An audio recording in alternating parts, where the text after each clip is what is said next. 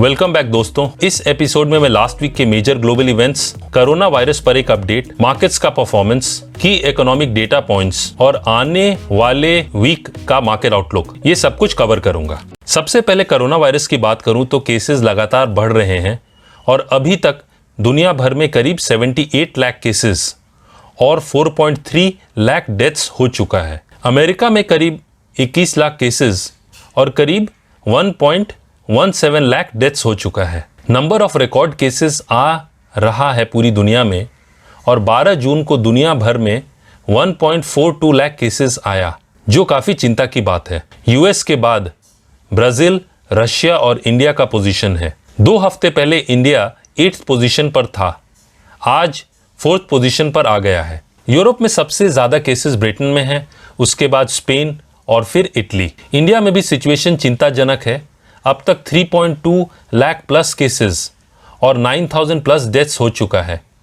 हर एक हफ्ते 30% नई केसेस आ रहे हैं, मतलब एक महीने में नंबर ऑफ केसेस डबल हो जा रहा है। इंडिया में महाराष्ट्र, तमिलनाडु और दिल्ली 3 सबसे ज्यादा प्रभावित स्टेट्स हैं और करीब 11,000 से 12,000 नए केसेस हर एक दिन आ रहा है, जो काफी सीरियस मैटर है। साथ में WHO मतलब वर्ल्ड हेल्थ ऑर्गेनाइजेशन ने second wave of virus attack की बात की है, जो काफी सीरियस मामला है। ग्लोबल डेटा फ्रंट पे OECD मतलब organization for economic cooperation and development एक ऑर्गेनाइजेशन है।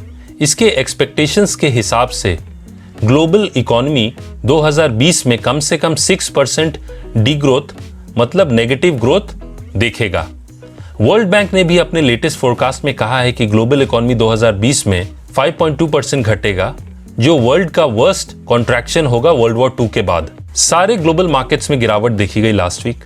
यूएस मार्केट्स की बात करूं तो लास्ट वीक मार्केट्स ने शुरुआत में अच्छी तेजी देखी और नैस्डैक रिकॉर्ड लेवल पर ट्रेड करता देखा गया एट 10,086। लेकिन जब US federal reserve chairman Jerome Powell ने वेडनेसडे को यूएस इकोनॉमी को लेकर चिंता की बात की और कहा कि यूएस इकोनॉमी 2020 में 6.3% घट सकता है और अनएम्प्लॉयमेंट रेट 9.3% रह सकता है, तो इसका नेगेटिव असर मार्केट्स पे दिखा। इसके अलावा यूएस के कुछ स्टेट्स जैसे टेक्सास, कैलिफोर्निया, फ्लोरिडा और ह्यूस्टन से कोरोना वायरस की नई केसेस के बारे में भी रिपोर्ट्स आने लगी, जिसका असर भी नेगेटिव पड़ा मार्केट्स पे। एक और इंपॉर्टेंट न्यूज में यूएस का national bureau of economic research ने ऑफिशियली डिक्लेयर कर दिया कि यूएसए फरवरी से रिसेशन में चला गया था 128 मंथ्स के ग्रोथ के बाद। इन सब न्यूज से डाउ जोन्स में 5.5%, S&P 500 में 4.78% और नैस्डैक में 2.3% की गिरावट देखी गई लास्ट वीक। और जो CBOE विक्स है, जिसे फियर फैक्टर मेजर करते हैं, उसमें 47% की तेजी देखी गई और वो 36 पर ट्रेड कर रहा है। विक्स का ऐसा बढ़ना इन्वेस्टर्स के बढ़ते फियर को दिखाता है। यूरोपियन मार्केट्स की बात करूं तो इनमें भी काफी गिरावट देखी गई लास्ट वीक। यूरो स्टॉक्स, जो यूरोप के टॉप 50 कंपनी से बना है और जो यूरोप का बेंचमार्क इंडेक्स है, उसमें 6.81% की गिरावट देखी गई। जर्मन इंडेक्स डैक्स में 6.99% की, ब्रिटेन के FTSE 100 में 5.85% की और फ्रांस के CAC 40 में 6.9% की गिरावट देखी गई पिछले हफ्ते। डेटा फ्रंट की बात करूं तो जर्मनी, फ्रांस और इटली, ये तीनों देश रिसेशन में चले गए हैं, मतलब इनकी इकोनॉमी श्रिंक कर रही है, इनकी इकोनॉमी में डीग्रोथ हो रहा है। ब्रिटेन की इकोनॉमी में रिकॉर्ड 24.5% की गिरावट देखी गई अप्रैल के महीने में। साथ साथ यूरोजोन, फ्रांस और जर्मनी का अप्रैल इंडस्ट्रियल प्रोडक्शन में 17.1%, 20.1% और 17.95% की रिकॉर्ड गिरावट देखी गई। तो यूरोप का भी जो इकोनॉमिक डेटा आ रहा है वो काफी नेगेटिव है। एशियन मार्केट्स में भी सेलिंग प्रेशर देखने को मिला लास्ट वीक और जापान के निके में 2.44%, चाइना के शंघाई कॉम्पोजिट में 0.38% और इंडियन इंडाइसेस निफ्टी और सेंसेक्स में करीब 1.5% तक की गिरावट देखी गई। एशियन डेटा फ्रंट पे एक तरफ चाइना के मई मंथ के ऑटो सेल्स में 14.5% की तेजी देखी गई, वहीं दूसरी तरफ जापान रिसेशन में चला गया जब Q1 में उसका इकोनॉमी 0.6% घट गया। जापान के पार्लियामेंट ने करीब $300 बिलियन का इमरजेंसी बजट अप्रूव किया, जिससे अब तक जापान का टोटल स्टिमुलस पैकेज उसके जीडीपी का ऑलमोस्ट 40% हो गया है, जहां जापान का जीडीपी करीब $5 ट्रिलियन है।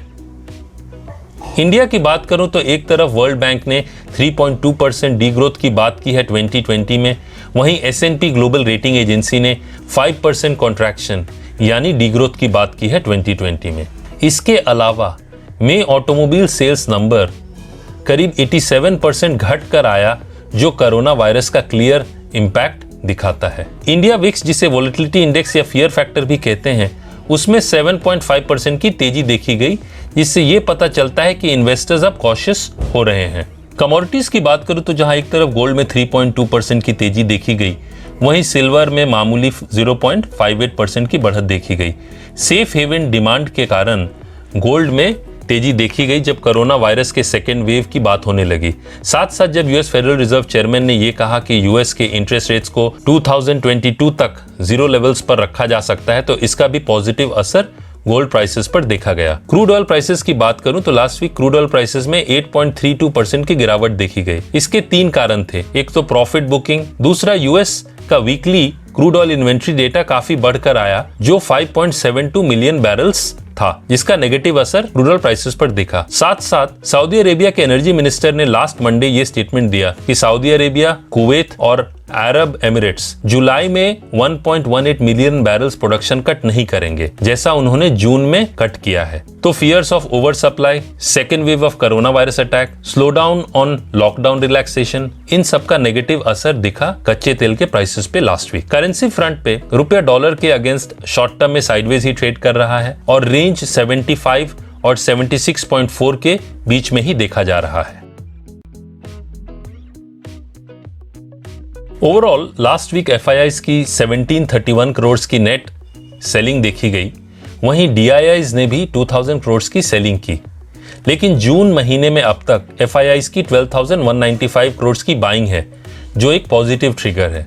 मई मंथ में भी एफआईआईज की ओवरऑल बाइंग थी। दूसरा, निफ्टी पुट कॉल रेशियो, जिसे पीसीआर भी कहते हैं, वो 1.45 है। इसे कैलकुलेट करने के लिए total puts divided by total calls का ओपन इंटरेस्ट लिया गया है। ओपन इंटरेस्ट सारे आउटस्टैंडिंग या फिर जो पोजीशंस खड़े हैं उन्हें कहा जाता है। 1.45 पीसीआर का मतलब यह है कि हर एक 2 कॉल्स पर 3 पुट खड़े हैं। पीसीआर को एक कॉन्ट्रेरियन इंडिकेटर मतलब अलग तरीके से भी देखा जाता है। 1.45 का मतलब बुलिश भी हो सकता है। निफ्टी जून सीरीज में मैक्सिमम ओपन इंटरेस्ट 10,000 के कॉल ऑप्शन में और 9,000 के पुट ऑप्शन में देखा जा रहा है। सेक्टोरल परफॉर्मेंस की बात करूं तो last week realty index was the best performer, 1.31% की तेजी देखी गई।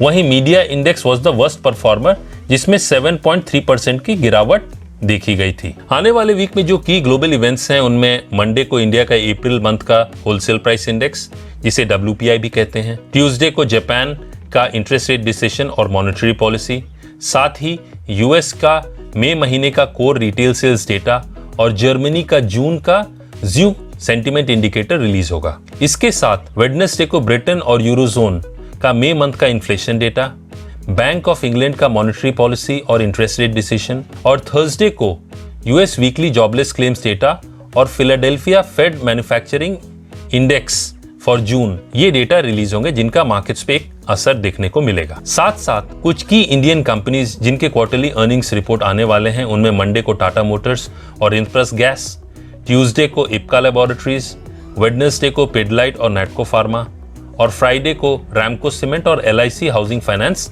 शामिल हैं। इस वीक मार्केट की नजरें global cues, north Korea south Korea tensions, US China trade war, कोविड-19 और लॉकडाउन रिलैक्सेशन प्रोग्रेस पर रहेगी।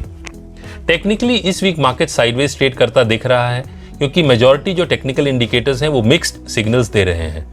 निफ्टी का सपोर्ट 9,700 और उसके नीचे 9,500 पर है, वहीं रेजिस्टेंस 10,200 और उसके ऊपर 10,370 पर है।